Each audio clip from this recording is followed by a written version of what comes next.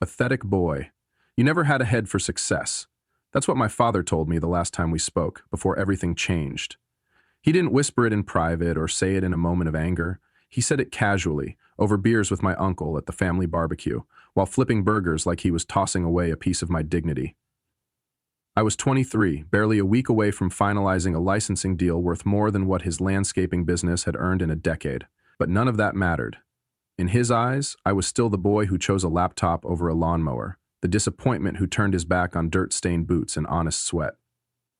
That afternoon, I pulled up to the barbecue in a red Ferrari Roma, freshly purchased, still gleaming with the quiet roar of everything I had worked for.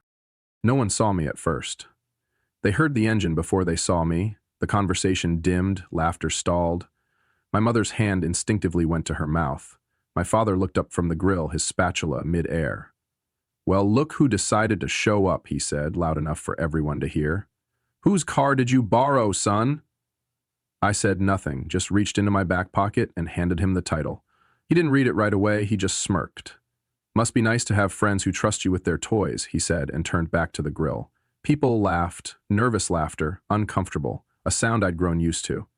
Later, as I tried to talk to him, really talk, he changed the subject. When I mentioned the Blackwater deal, he refilled the cooler. When I mentioned the tech behind my company, he pointed out a neighbor's perfect hedge.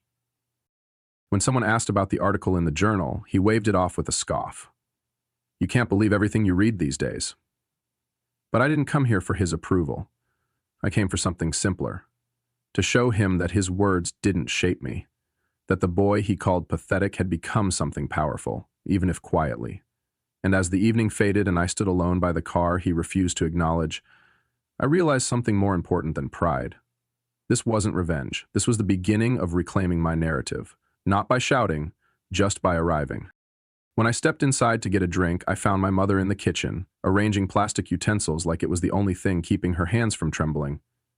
She didn't look up right away, but I saw the flicker of emotion pass through her eyes. Pride, maybe, or worry disguised as a smile. "You always did make an entrance," she whispered, handing me a glass of sweet tea like nothing had happened. I took it, grateful for the cold, but more for her quiet presence. She didn't ask about the car, didn't ask about the article or the headlines or the dinner with Blackwater's CEO. She just stood there, carefully peeling the corner of a napkin between her fingers. "He's trying," she said after a moment, not naming my father but making it obvious. "In his own way." I gave her a tired smile. "It's a funny kind of trying, Mom." She looked up at me then, really looked, and there it was. The same softness I remembered when I was 8 and broke my arm falling off the swing set. The same eyes that looked at my college acceptance letter like it was a ticket out of something heavier than she could carry. "He grew up with calluses and concrete," she said gently. "And you grew up with numbers and algorithms. It doesn't mean one of you is wrong. Doesn't mean one of us is right either," I said. She reached out and fixed the collar of my shirt, like she used to do on school mornings. "He's scared," she whispered, voice barely audible over the hum of the old fridge. "Scared that what he built with his hands is being replaced by something he doesn't understand. And maybe," she paused, choosing her words, "he's scared you won't need him anymore." I didn't answer. I just stood there, the silence between us deeper than any apology he would never say. Before I left, she slipped a small envelope into my jacket pocket. Her old habit. Inside was a folded photograph of me as a boy, sitting in the cab of his first landscaping truck, grinning like I had the world at my feet. "You were always going to take a different road," she said. "But no matter how far you drive, I hope you never forget who first taught you to steer."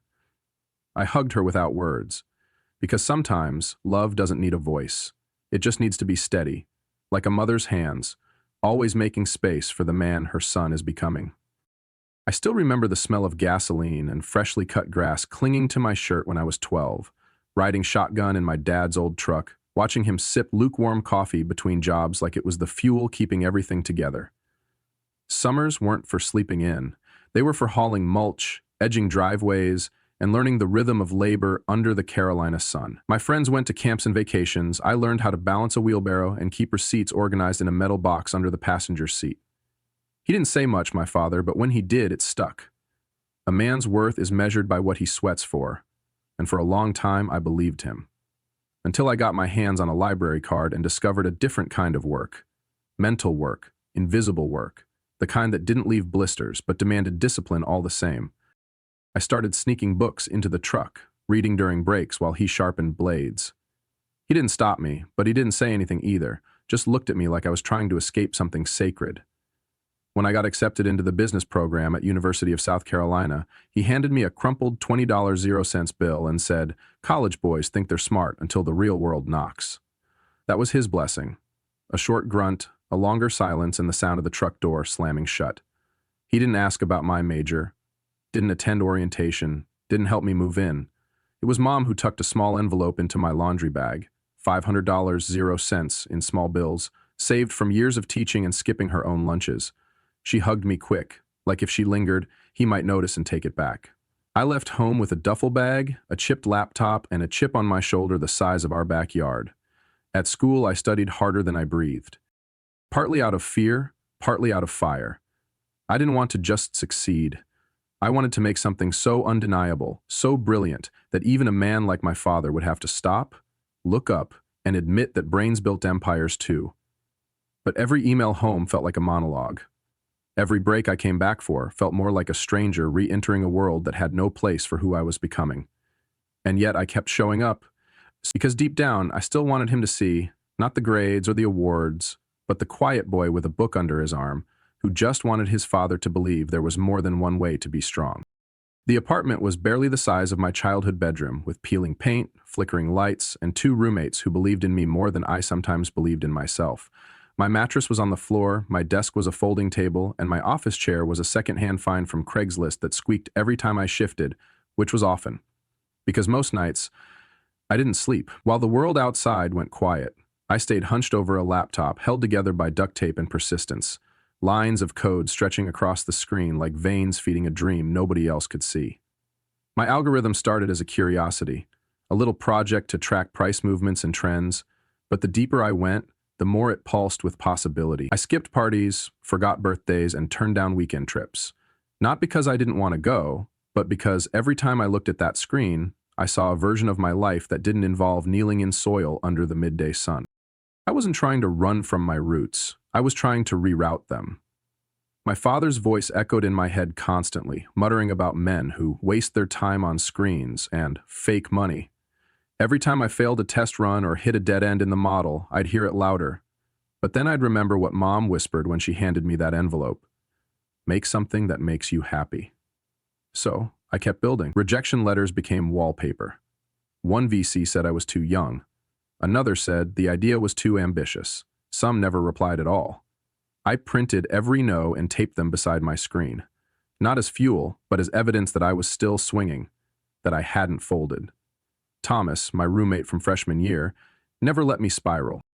He brought me meals when I forgot to eat, gave feedback on my decks even when he didn't understand half the terms, and reminded me over and over. That belief is contagious. Just don't forget us when you're rich, he'd laugh. And I never forgot.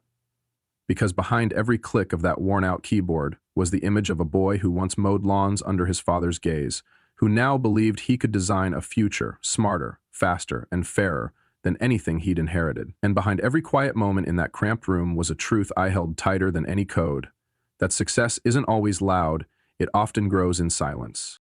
Thanksgiving that year was a quiet war disguised as a meal, with laughter too sharp and silence too loud. My father carved the turkey with a precision that felt rehearsed, like a man slicing away everything he couldn't control, including me. He introduced me to his clients as my son, who's still figuring things out, his tone light but his eyes daring me to protest. I didn't. I smiled, nodded, passed the gravy. When I tried to share an update about my algorithm, how close I was to landing a meeting with a hedge fund analyst, he waved it away with a chuckle and launched into a story about how he once landscaped 3 estates in a single day during a heat wave. Everyone laughed. I chewed my food and swallowed the urge to explain why predictive models mattered, how they could reshape access to financial tools for everyday people. But I knew it wouldn't land. The moment I used the word algorithm, my father would glance at the lawn outside and say something like, "That grass doesn't cut itself." At Christmas, the pattern repeated. He handed me a brochure for a managerial opening in his company and said, "In case that computer thing doesn't pan out." My mother pretended not to hear. My cousin Evan tried to ask about my project, but Dad interrupted to compliment the neighbor's azaleas. I watched the faces around the table. some amused, some pitying, but none understanding.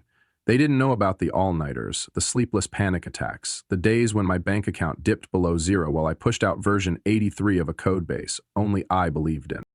They only saw a 23-year-old who still rented an apartment and didn't wear work boots.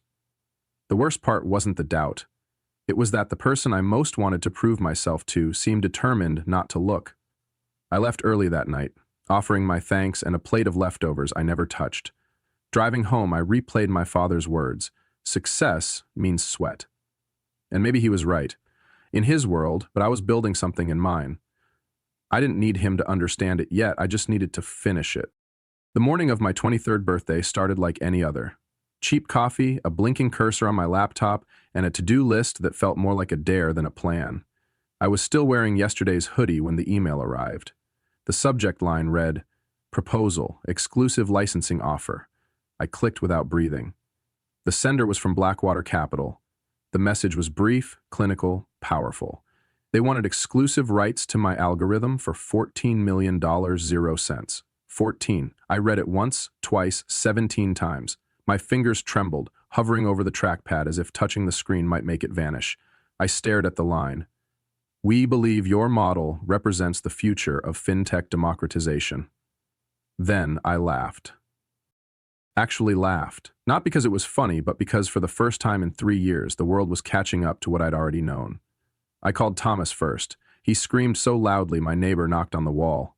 "You did it," he shouted. "You actually did it." I called my mom next. She cried, her voice soft and full of something I hadn't heard in years. Relief.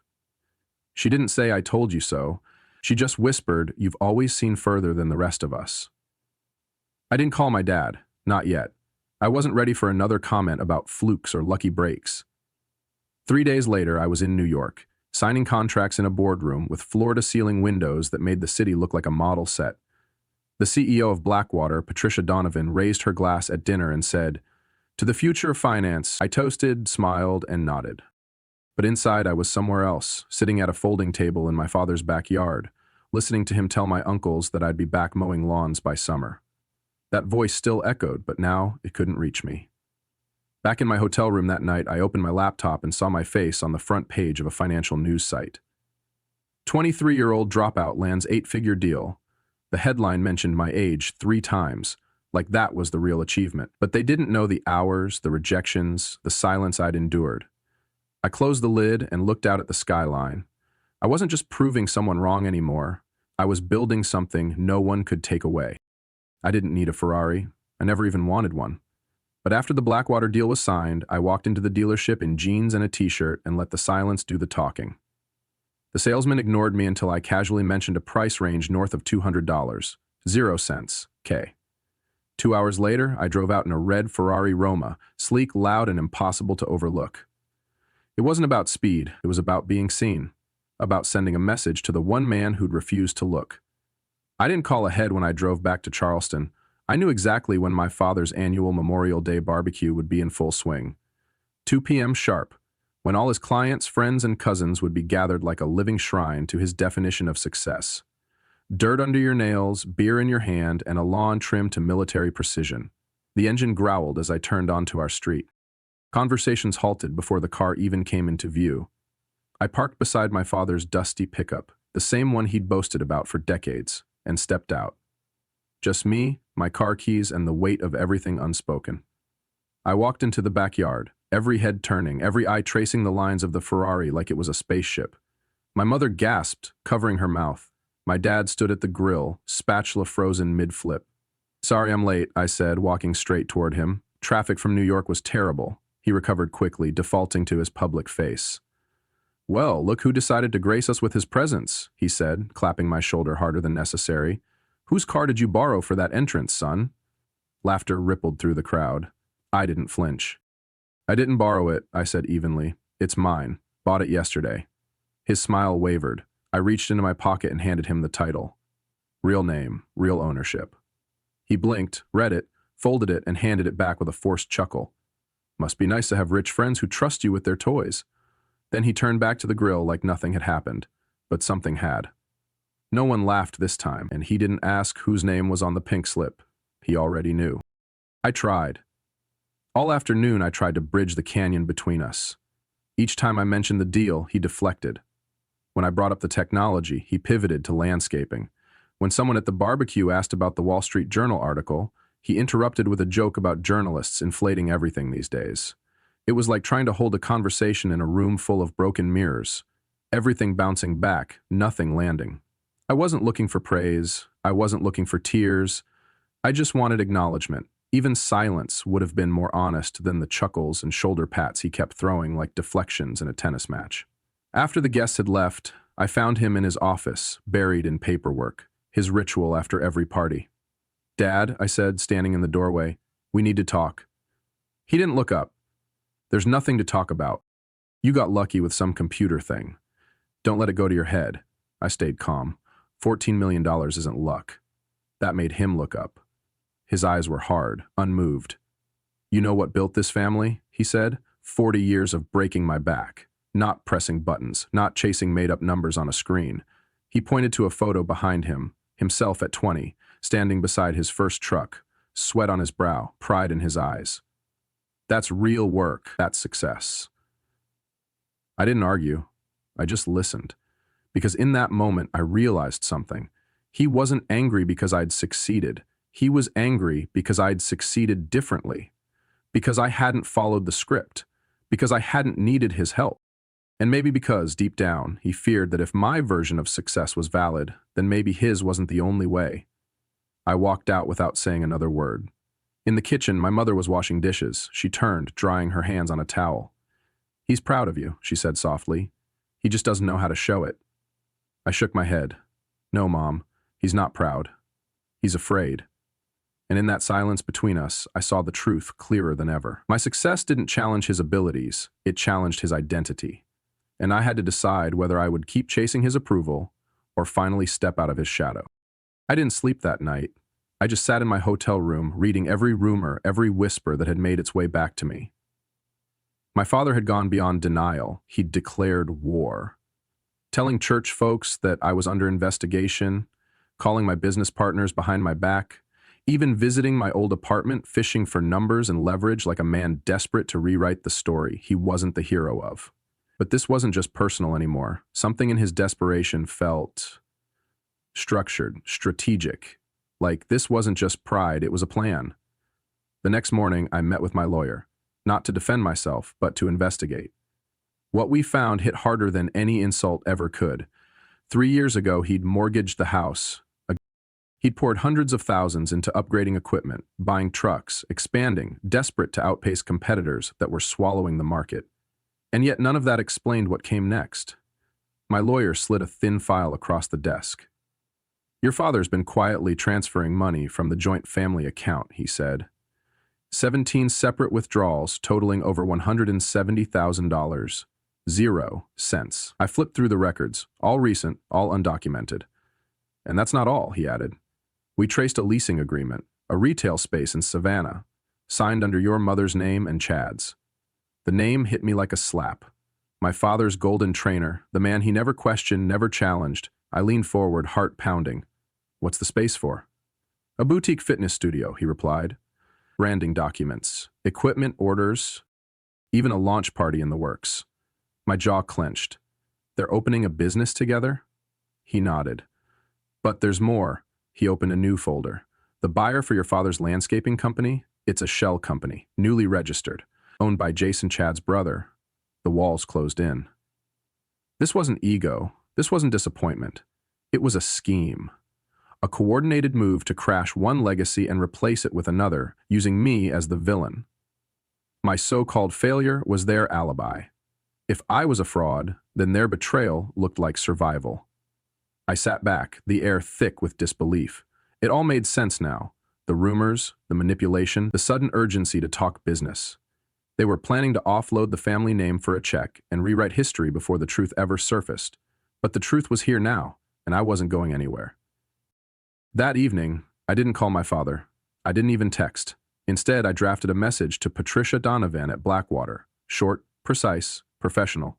Need due diligence on 3 entities: Langford Landscaping, Core Form Fitness LLC, and Everblue Holdings. Time sensitive. Within hours, her team replied. All three were linked, financially, operationally, and legally. They'd been built to collapse one story and build another atop its ashes. But they'd made one mistake. They thought I'd keep playing the son. I wasn't a son in this fight. I was a founder, a strategist, and I had more to lose than just my pride. I booked 3 meetings, one with Greenscape Enterprises, one with a real estate firm specializing in distressed assets, and one with a former federal investigator who'd helped startups navigate internal fraud cases. No press, no threats, no drama. Just clarity. This wasn't about exposing my father. It was about removing his ability to twist my story into his defense. I had the documents. I had the proof. I had the leverage. And most importantly, I had time. While they were still plotting in whispers, I was already 5 moves ahead, setting terms, freezing accounts, and drafting a legal framework that would either protect the Langford name or strip it from them entirely. I wasn't here to burn the house down, but I would take back the keys. I met with my cousin Evan that night, laid everything on the table, no sugarcoating, no soft landings. "You're going to help me fix this," I said, "not because they deserve it, but because we do." He didn't hesitate. "I'm in." We spent hours going through contracts, tracing shell company registrations, lining up contacts from both the financial and legal side, and when I finally sat back somewhere around 2 a.m., it hit me. I didn't feel betrayed anymore. I didn't feel wounded. I felt ready to reclaim not just my name, but the story. My story, the one they tried to twist into failure, the one I was about to make impossible to ignore. I didn't need to confront him. I just needed to make sure no one else could lie on his behalf. The next morning, I met with Patricia's contact at Greenscape. I laid out the deal plainly. They wanted expansion, I wanted preservation. I wasn't selling out, I was buying in, on my terms. By noon, the agreement was drafted. They'd acquire Langford Landscaping for $1,200,000 0 cents, double its appraised worth, with a clause that guaranteed my father a regional management position for 5 years. It wasn't charity, it was legacy if he chose to see it. But I wasn't waiting for him to understand. That afternoon, I drove across town and signed a lease on a 15,000 square foot warehouse near the harbor. My company, Horizon Analytics, would no longer live in the cloud. It would have walls, floors, windows, and a door with my name on it. I sent Evan the access codes. "We go live in 10 days, I told him. "Ready?" "We've been ready," he said. While Charleston moved at its usual southern pace, I moved like a storm. Quiet, focused, unpredictable. I filed paperwork to register the Horizon Local Impact Initiative, a program designed to connect fintech with traditional industries, plumbing, electrical, landscaping, construction, the kinds of businesses my father called real work, except now they'd get real tools too. Then I sent one last email, not to my father, not to Patricia, to every client Langford Landscaping had serviced in the last 5 years. "A new partnership is forming," I wrote, "that respects the past and builds toward the future." Attached was a photo of my father in his first truck. Below it, my face. 2 generations, one vision. The chessboard was set. The press would follow. The paperwork was clean. All that remained was one final move. And I wouldn't even have to make it. He would. And when he did, the game wouldn't end in checkmate. It would end in acknowledgement. I didn't go to the dinner. I didn't text back. I didn't knock on his office door. Instead, I walked into it unannounced 3 days later, holding a manila folder and wearing the kind of calm that only comes from having already made peace with the outcome. My father was hunched over receipts, pen in hand, doing what he always did, trying to fix something with muscle and hours. "So, you finally decided to show up," he muttered, eyes not lifting. After blowing me off again, I didn't respond. I just placed the folder on his desk, slowly, like setting down a mirror. "This is an offer," I said. "A real one. Greenscape wants to acquire Langford Landscaping." He finally looked up, confusion flickering into something darker. "You went behind my back?" "I went ahead of you," I corrected, voice steady. "The business is bleeding, Dad. This isn't an attack, it's a lifeline." His hands trembled as he opened the folder, reading through the terms. 5-year contract, benefits for his crew, profit sharing. I watched him shift, not from surprise, but from exposure. I had done what he feared most, seen through him, and still offered something better. "So you think you're the savior now?" he snapped, "just because some Wall Street suits liked your computer tricks?" I took a breath. "No. I think I'm your son, and I'm tired of pretending like that means I have to lose for you to feel whole. He stood, a storm brewing behind his eyes. Get out. I reached into my pocket and placed a small black car key on the desk. Keep it, I said softly. It's not a trophy, it's a thank you. For the summers, the lessons, the grit. You taught me to build. I just chose different tools. And then I left, not slamming the door, not raising my voice, just walking away like someone who knew that the final move didn't require confrontation. It only required the confidence that comes from being right. Not out of ego, but out of love that no longer begged to be seen. That night, Graham didn't sleep. He sat in the quiet house Clara once called home, the same house where they had talked for hours about integrity, about legacy, about doing right even when no one was watching. Her voice echoed in the stillness. Not the soft voice of comfort, but the steady tone she used when he doubted himself. Don't let the truth die just because it's inconvenient. She had written those words in a note he'd found after her funeral, tucked into the back pocket of the leather portfolio she gave him on their anniversary. That note now rested beside the files he'd assembled. Charts, contracts, bank flows, links between shell companies, digital footprints leading straight to Brent, Logan, and the silent partner he'd finally uncovered, Martin Hale. Clara would have hated what they'd done to the company she once believed in. He could almost hear her say, "Don't let their noise drown your clarity." So, Graham acted. At sunrise, he sent 3 encrypted emails, one to Elaine Morrison, one to David Patel, one to Anthony Wilson. He didn't accuse, he simply laid out patterns, timelines, and a question. Are you willing to look? Then he met Bethany, handed her an envelope marked confidential, and asked just one thing. Submit this as a formal whistleblower report. You're protected. They can't retaliate. Her hands trembled, but she nodded. I'm tired of watching them bury truth under branding slides, and then Graham did what Clara would have called the final stitch. He set up a dead man switch. Every 48 hours, unless he typed in a passcode, the entire dossier would be sent to the SEC, DOJ, and 3 trusted journalists. He didn't tell anyone, not out of paranoia, but precision. He wasn't trying to be dramatic. He was trying to be thorough. As he saved the last encrypted backup to a drive labeled Clara, he whispered, I kept my promise. I kept the books clean. And for the first time in months, he allowed himself to exhale. Not with relief, but with resolve. He wasn't done yet, but he was no longer just reacting. He was building something stronger than revenge. He was building a firewall against forgetting. 2 days passed in silence, but Graham knew better than to confuse quiet with peace. It was the silence of deep waters, just before the current shifts. At exactly 9:14 a.m. on the 3rd day, the first reply landed in his inbox. Elaine Morrison. 2 words only. We need to talk. He read it once, then closed the laptop. The match had caught. By noon, a second signal came from Bethany. They pulled me into a closed-door meeting.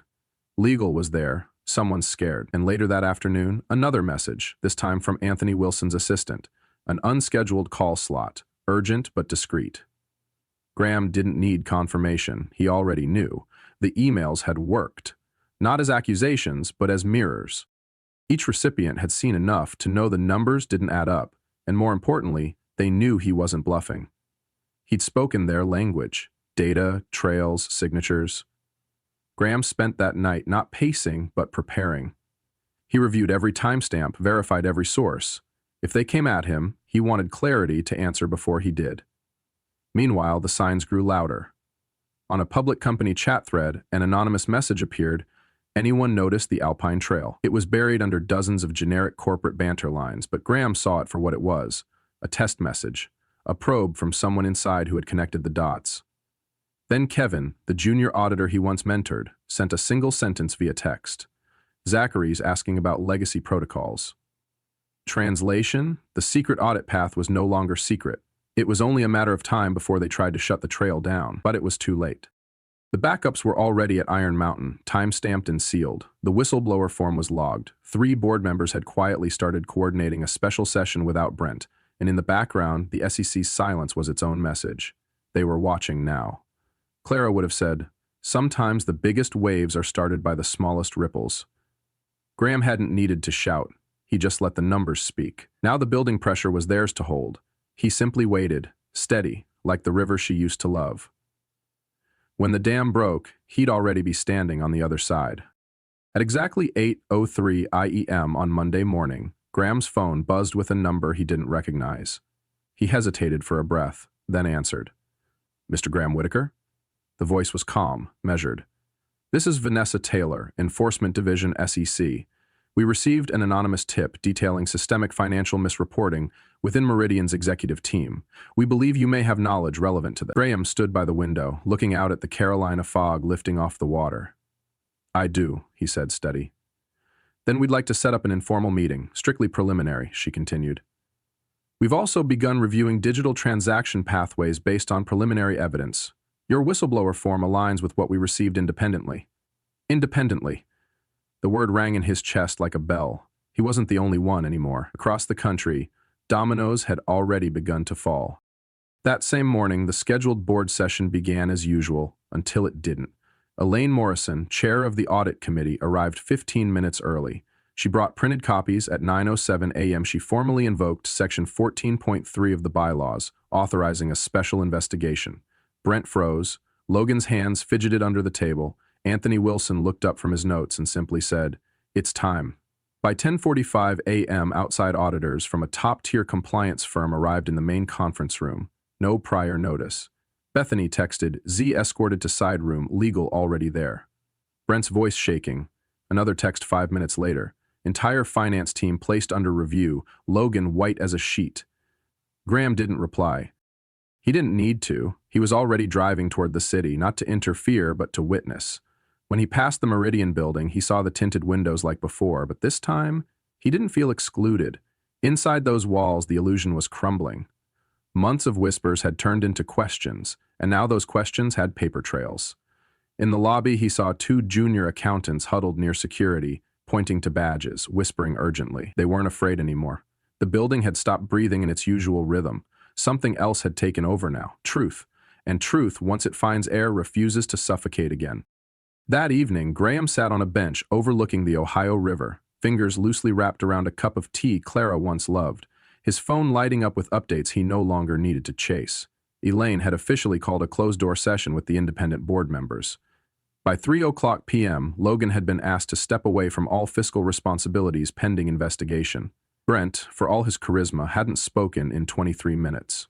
Just stared at the audit presentation, sweat trailing down his temple. Bethany's messages had stopped being frantic. They were calm now. "It's happening," she had texted simply. "The truth is holding." Graham exhaled slowly, letting the river match his breath. For months, he'd carried this storm in silence, cataloging every discrepancy, cross-referencing transactions alone in the dark, second-guessing whether integrity could still stand up against innovation sold like smoke. But now, the math was speaking louder than the marketing. His dead man switch had already triggered a secure release of all files to the DOJ, the SEC, and 2 financial journalists he trusted. Nothing could be buried now. Inside Meridian's walls, the outside auditors had taken control of internal systems. Employees, once too afraid to whisper, were forwarding flagged transactions directly to the compliance team. And Bethany? She'd done it. Filed the internal whistleblower form, backed by policy, backed by law. There was a kind of peace that settled in, not from revenge, but from order being restored. Graham hadn't exposed anyone out of hatred. He'd exposed a system to protect what it once promised to uphold. At 6:12 p.m., he received one final update. Elaine removed Brent's access badge. Logan escorted out. Anthony just shook my hand. "Graham, it's done." He smiled, not wide, not triumphant, just deeply, quietly relieved. The same way a man breathes after months underwater. In the distance, a barge passed, its engine low and steady. Clara once said that some truths are like the river. They might twist, slow down, or darken, but they always move forward. And tonight, Graham felt it in his bones. Not that he'd won, but that the current had finally turned. The email came at 9:12, AME, polite and official. An invitation from the interim chairman, Anthony Wilson, requesting Graham's assistance in the ongoing forensic audit and transition process.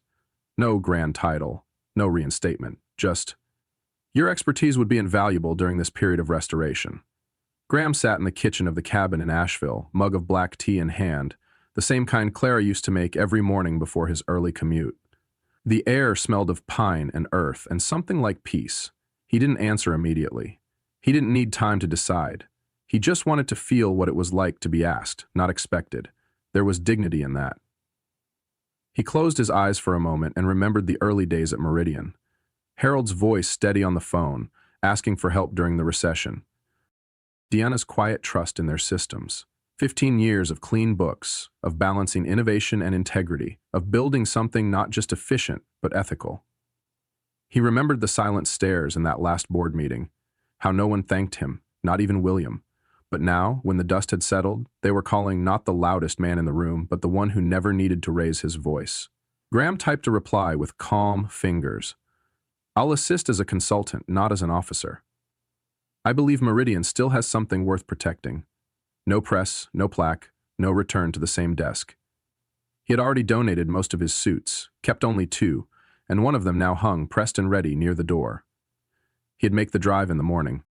Just 1 week to help sort through the wreckage, realign the internal systems, and ensure the next CFO, whoever they were, had a clean foundation to start again. He looked up as the wind stirred the trees outside the cabin window. The same trees Clara had wanted to retire near years before the diagnosis. This place wasn't a retreat. It was a promise he was finally keeping. And just then, a message lit up his phone. "Bethany, I've been offered the CFO role. I told them I'd only accept if I could build it like you did." Graham stared at the screen, heart full but quiet. He typed back one word. "Yes."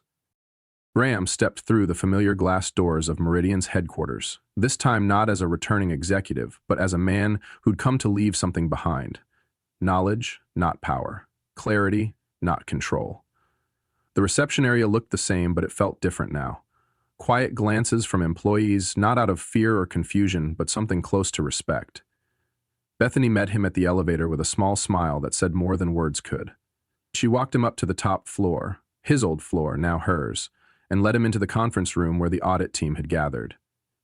There were spreadsheets on the walls, boxes of old records, and digital dashboards on every screen, but what caught Graham's eye was the whiteboard in the corner.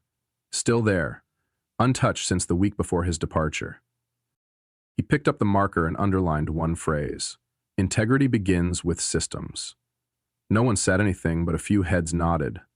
For the next 3 days, Graham worked quietly beside Bethany and the new CFO team, guiding, explaining, unweaving the tangled accounting webs that Brent and Logan had left behind. He didn't command, he supported. He didn't tell, he asked.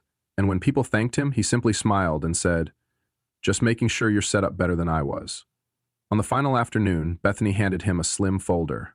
Clean charts, corrected ledgers, a roadmap for governance renewal. "This was built from your blueprint," she said softly. Graham didn't open it. He didn't need to. He looked around the room and knew what he'd hoped for had taken root. Systems that didn't depend on a hero. Processes that wouldn't collapse without one man. Before he left, he stopped by the wall of executive portraits. His was still there, the brass plate beneath it still gleaming. He didn't ask them to take it down, but in his mind it had already served its purpose. In the parking lot, Bethany walked him to his car. "We'll be all right," she said. "I know," he replied. As he drove away from the building he'd helped raise with numbers and trust, Graham felt no need to look back. He didn't need a title or a corner office to know he'd made something that would last. The road to Asheville opened in front of him, winding and quiet. Clara's chair waited by the porch. The kettle waited for boiling water. His legacy? It was already working, in rooms he no longer needed to be in. The morning light filtered through the sheer curtains of Graham's cabin in Asheville, casting quiet shadows across the oak desk Clara had chosen for him years ago. On that desk now rested the worn leather portfolio she'd given him on their 10th anniversary, its edges soft from use, its clasp a little loose, like an old friend who no longer needed to hold everything so tightly. Inside, tucked between pages of notes and old checklists, was a photo, just the two of them standing by the lake one summer, before the diagnosis, before the grief. He touched her face with one finger, smiled faintly, then closed the folder. Downstairs, the kettle was already whistling. He poured himself a cup of black tea, walked out to the porch and sat in Clara's chair, his now, but always hers in spirit. The river moved below. Same current, same rhythm, like the numbers he used to chase across spreadsheets. There was comfort in that kind of certainty. A call came mid-morning, a gentle voice on the line. Vanessa Taylor from the SEC. "Mr. Sterling, we're formally closing the case. The final audit matched your initial findings almost exactly. We've recommended policy changes, and the public statement will name you as a confidential contributor unless you'd prefer anonymity." Graham didn't hesitate. Let the numbers speak, not the man. "Understood," she said. "Thank you, truly." After the call, he didn't feel triumphant. He felt finished. And that was enough. That afternoon, a small envelope arrived by courier from Meridian. Inside was a handwritten note from Bethany. "The new interns have your old quote above the audit room. Integrity doesn't age, it endures. Thought you should know." He folded the note, placed it into Clara's portfolio without a word, and leaned back in the chair. The sky was starting to change color, soft blues becoming gold. Somewhere in the city, Brent was facing federal charges. Logan's reputation was in tatters. But Graham wasn't thinking about them.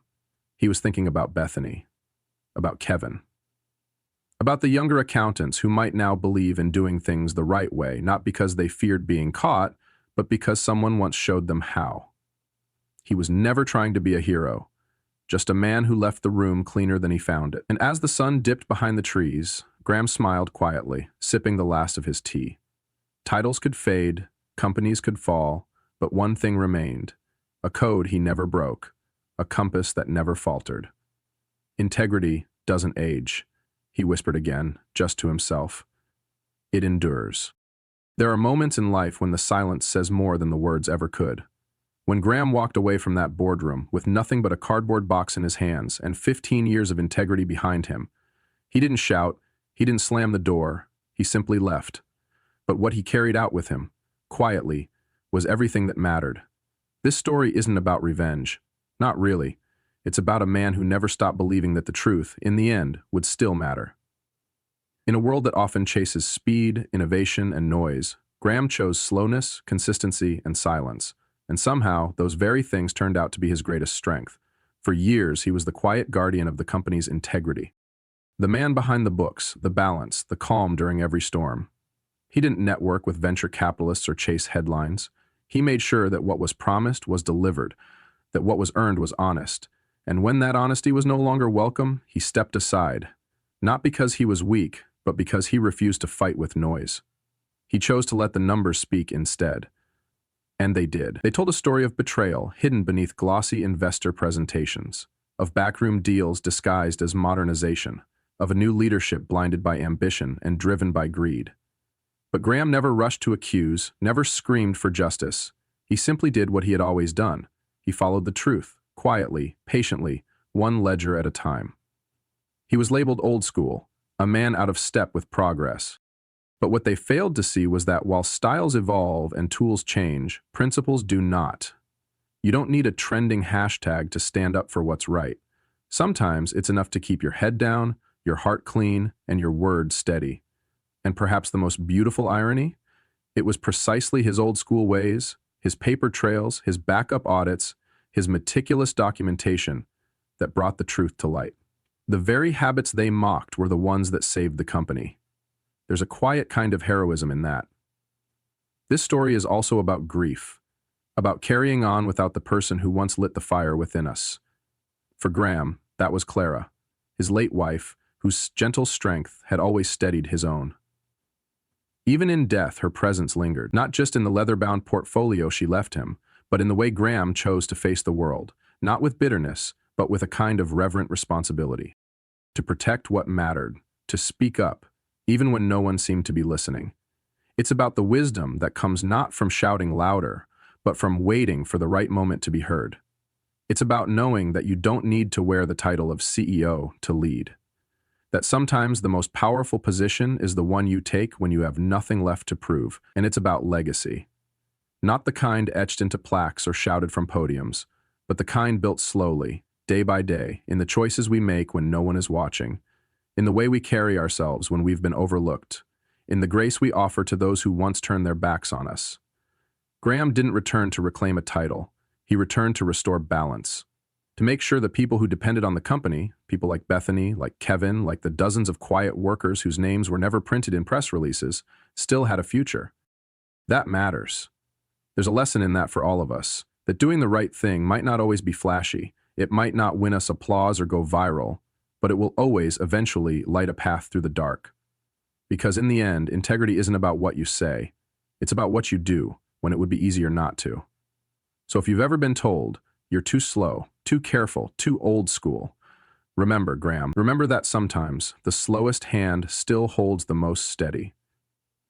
And remember that the truth, when kept alive by people like him, has a way of finding its way back to the surface. Integrity doesn't age. It endures.